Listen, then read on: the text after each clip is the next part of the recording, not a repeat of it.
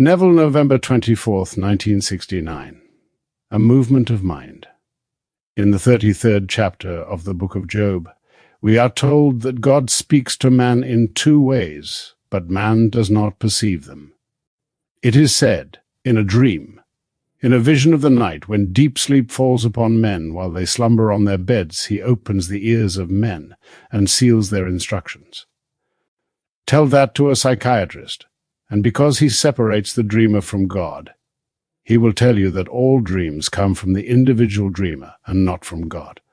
But I tell you, God's eternal name is I Am, and if I asked who is dreaming the dream, would the individual not say, I am? And are we not told that that is God's name forever and ever? You cannot separate the dreamer from God, and all dreams proceed from him. Some are simple and need no interpretation, while others are revealed in a symbolic language and need an interpreter, as told us in the story of Joseph. His true identity is revealed when he looked into the faces of those who had had a dream and saw they were disturbed. For he said, "Do not interpretations belong to God? Tell me your dream." Then he interpreted the dreams of the butler, the baker, and even Pharaoh himself, and they all came to pass just as he had said they would. Now, if only God can interpret a dream, why tell Joseph? Because he is a personification of God. His name was changed from Joseph, meaning salvation, to Joshua, which means Jehovah is salvation. Now back in 1954, I awoke from a dream hearing these words, "You do not move in waking any more than you move on your bed in sleep." It is all a movement of mind. The intensity is determined by the strength of the vortex you create, which is just like a whirlwind with a center of perfect stillness. You only believe that you are moving when you are awake, as you think you move in sleep. Well, I am a rational being, and reason could not accept that statement, but I wrote it down and placed it in my Bible to await further revelation. Psychiatrists would say this message came from myself. I will not deny that, but I do know that it came from a depth of my own being which my rational mind does not reach. Today, our 3 astronauts returned from a trip of 500,000 miles. You and I came here tonight in our cars, and throughout my lifetime I have traveled all over the world in ships and planes. And like Blake in my dreams, I have traveled through a land of men and women too, and heard and seen such dreadful things as cold earth wanderers never knew. We have all traveled, yet I know what I heard and wrote down. I know that I have traveled in my dreams, and yet I know I have not physically left my room. For when I awoke in the morning, I was still on the bed upon which I fell asleep. So I ask you, is this waking state no more than a dream? Is there a dreamer in the depths of my being who looks upon this world as a dream, just as I who, having gone to a little lower of the dream at night, awake to find I haven't left my bed at dawn? Paul tells us that we are born anew through the resurrection of Jesus Christ from the dead. I remember that night, for I felt myself waking from a deep, deep sleep, feeling a vibration which, although centered in my head, it seemed to be coming from without. Then I awoke within the sepulchre, the skull, in which I was buried, to come out to find all of the symbolism of the Christian mystery surrounding me. I saw the infant wrapped in swaddling clothes and the 3 witnesses to the event. Although unseen as I was spirit, the witnesses spoke of me as the father of the child, the sign that my Saviour was born, fulfilling Scripture. "This shall be a sign unto you, you shall find a child wrapped in swaddling clothes, lying in a manger." That night I awoke from a far deeper level of my being to find the symbolism of my waking from the dream of life, just as day after day I wake from the dream of the night. So, could it be that the revelation I heard back in 1954 is literally true? Reason questions it, reason doubts it, and reason rejects it. So if the vision is true, then reason is rejecting Jesus Christ. For Jesus Christ defines himself as the truth, saying, "I am the truth." If the revelation is true and reason rejects it, is not reason Satan, the doubting one? This statement cannot be logically proved. Its truth must be experienced. I had completely forgotten it until I discovered my note today while looking in my interpreter's Bible, and there it was. The note I wrote on the 28th day of November, 1954. You do not move in waking any more than you move on your bed in sleep. It is all a movement of mind. The intensity is determined by the strength of the vortex you create, which is just like a whirlwind with a center of perfect stillness. You only believe that you are moving when you are awake, as you think you move in sleep. Scripture speaks of two ages, this age of darkness and decay, and that age of light and eternal life. This age is one of motion and violence, turbulence and storms, as the dreamer in men is sound asleep, and does not know that he is God. In the 44th Psalm, however, he is urged to rouse thyself. Why sleepest thou, O Lord? Awake, do not cast us off forever. While occupying his dream, God has the sensation of travel, motion and violence, but when he awakes he will find himself in the sepulchre, the skull of man, where he deliberately laid himself down to sleep and was buried. God crucified himself on the cross of man, and is dreaming this dream of life so that man may become God. Now I want to clarify a few points. In the book of John, this statement is made. His voice you have never heard, his form you have never seen, neither does his word abide in you, because you do not believe him whom he has sent. Many of you have completely accepted the fact that I have been sent. You believe me when I tell you that I stood in the presence of the risen Lord, who embraced me and I became one with. Having been incorporated into the body of love, Almighty God sent me to tell my experience. Having accepted my words, many of you have had a sexual experience with me, in vision, and have interpreted this to be a physical experience on this level, but it is not, as this is a shadow world. Your acceptance brought about this union, yet I, the speaker, am totally unaware of it. The true story of Christ which I have brought you has now been made alive in you.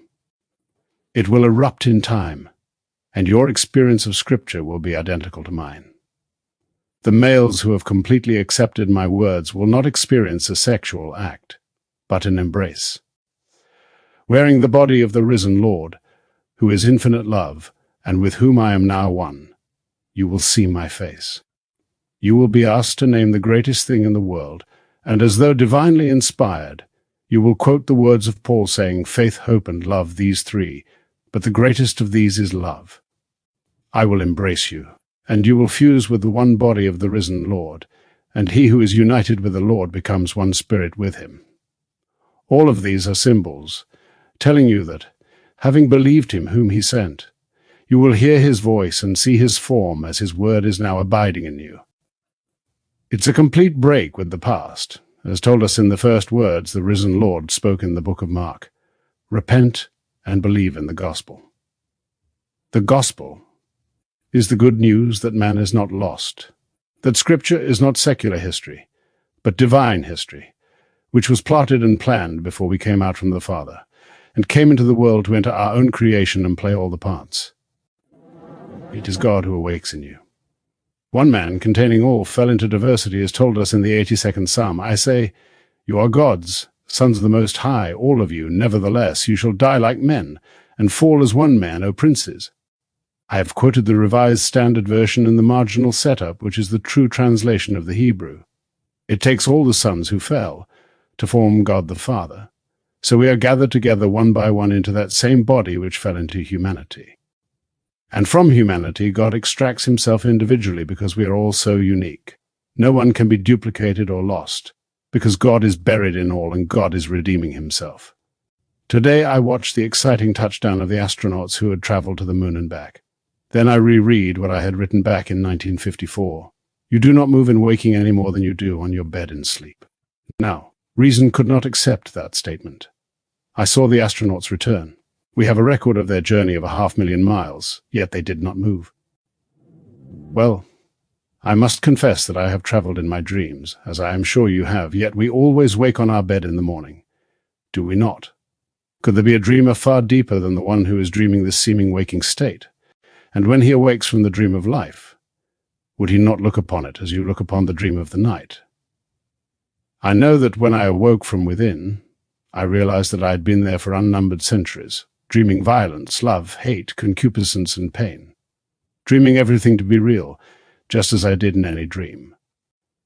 I awoke to discover that I had been in that skull for centuries, dreaming I was a man walking the earth, dying, being restored to life to die again. This I continued to do until that moment in time when I awoke in Golgotha, the sepulchre where I was buried in the beginning of time. That's my Calvary. I seem to move here. I get up and shave in the morning, bathe, eat, make an effort to earn $1 to pay the rent, and do all sorts of things, yet it's all a dream with a purpose. God limited himself to the limit of contraction and opacity called man, and began to dream this world into being. Now, believing himself to be you, you can dream noble dreams or ignoble ones. I urge you to dream noble dreams, because when you know you are the dreamer, you can make all of your dreams come true. A dream is a very fluid state. Knowing what you want to dream, bring your inner circle of friends before your mind's eye and allow them to see you as you want to be seen. When you are self-persuaded, this is now a fact.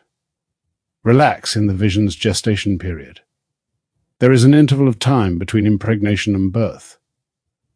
Having seen the expressions on their faces and heard the sound of their voices, break the spell and wait for that impregnation to take place in the world of dreams, while you live in the world of Caesar awaiting its coming. I have told you that the story of Jesus Christ has unfolded itself within me. What I shared with you tonight is not recorded in Scripture, but in the very last verse of the 21st chapter of John, he makes this statement. Many other things Jesus did which are not recorded here. Were every one of them to be written, the world itself could not contain the books. There was no need to record the words which were revealed to me, so it does fit in with the very last verse of the epilogue of John. For John ends on the 20th verse, and the 21st is the epilogue. All of these things happened, and many more, but only these were recorded that you may believe. Thank you for sharing your visions with me, as they are showing me that you have completely accepted the story as I have told it. I have shared with you the true story of Jesus Christ. Over the centuries, barnacles have gathered around the ship. Men, in the interest of their own doctrines, have added to the Scriptures.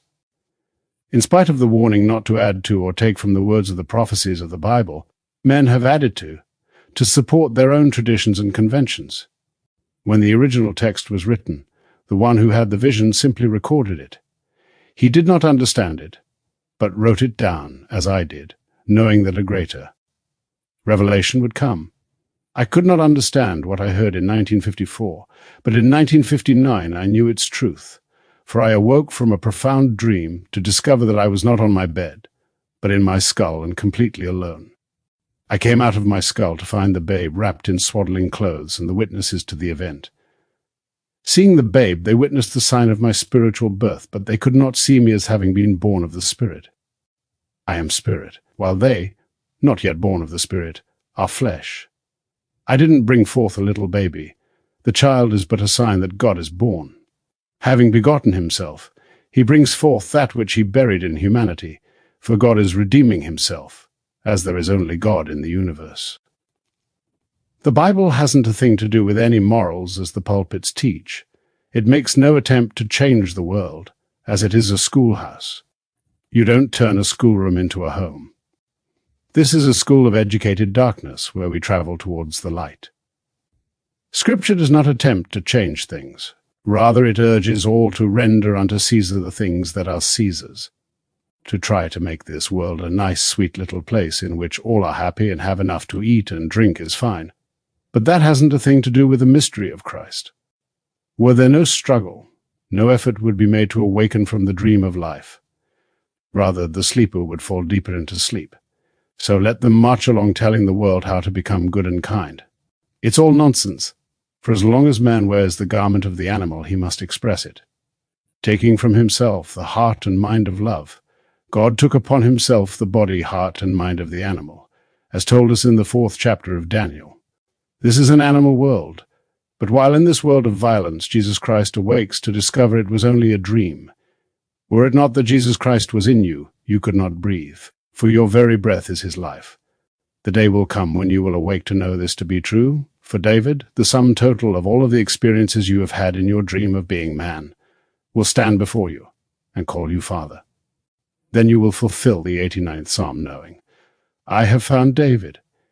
He has cried unto me, Thou art my Father, my God, and the rock of my salvation. Having played all the parts of man, humanity, fused into a single youth, reveals your godhood. As the Father, you will know that your Son has always done your will, for you will have found in David, the son of Jesse, I am, one who has done all your will. You, the Father, dreamed it, and you, the Son, played all the parts. And when the play is over, you awake to come out of Golgotha to be born from above. Peter tells us we are born anew through the resurrection of Jesus Christ from the dead. While the world worships him as someone coming from without, you will find him rising from within, not as another, but as your very self, the dreamer of life. The great poet Shelley saw it so clearly when he said, "He is awakened from the dream of life." 'Tis we who, lost in stormy visions, keep with phantoms an unprofitable strife.